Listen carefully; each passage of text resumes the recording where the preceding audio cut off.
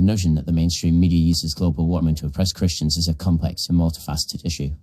To explore this topic, it's essential to examine the relationship between the media, environmentalism, and Christianity.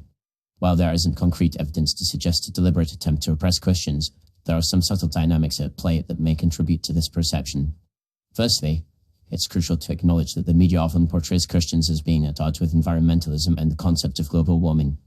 This narrative is reinforced by the fact that some prominent Christian figures have been skeptical of climate change or have downplayed its significance. For instance, certain evangelical leaders have viewed environmentalism as a threat to traditional Christian values, such as the concept of dominion over the earth. This has led to a perception that Christians are inherently anti-environmentalist, which is not necessarily accurate. The media's tendency to spotlight Christian climate change skeptics has created a false narrative that all Christians are opposed to environmental protection.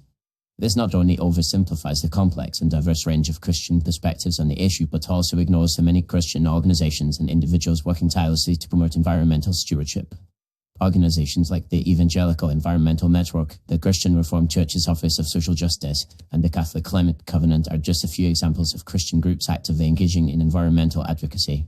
Furthermore, the media's emphasis on the supposed conflict between Christianity and environmentalism has led to a lack of representation of Christian voices in the climate change debate. This has resulted in a situation where Christians who do care about environmental issues and are working to address them are often marginalized or ignored. The media's focus on sensationalism and controversy has created a narrative that pits Christians against environmentalists, rather than acknowledging the many areas of common ground and shared values. Another aspect to consider is the way in which the media often uses language and framing that can be perceived as hostile or dismissive of Christian values.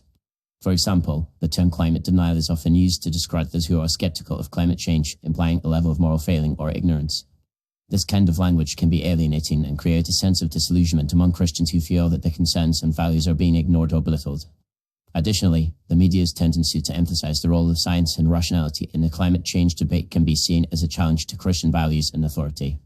The idea that science and faith are in conflict is a common trope in the media, and this can create a sense of unease among Christians who feel that their faith is being pitted against empirical evidence. However, this is a false dichotomy, as many Christians see their faith as being compatible with scientific inquiry and environmental stewardship. In conclusion, while there isn't evidence to suggest a deliberate attempt by the mainstream media to oppress Christians using the issue of global warming, there are certainly some dynamics at play that may contribute to this perception. The media's tendency to oversimplify the complex and diverse range of Christian perspectives on environmentalism, the lack of representation of Christian voices in the climate change debate, and the use of language and framing that can be perceived as hostile or dismissive of Christian values all contribute to a sense of marginalization and disillusionment among some Christians. It's essential to recognize the many areas of common ground and shared values between Christianity and environmentalism, and to promote a more nuanced and inclusive conversation about climate change that acknowledges the diversity of perspectives within the Christian community. By doing so, we can work towards a more constructive and collaborative approach to addressing the critical issue of global warming, one that respects the values and concerns of all individuals, regardless of their faith background.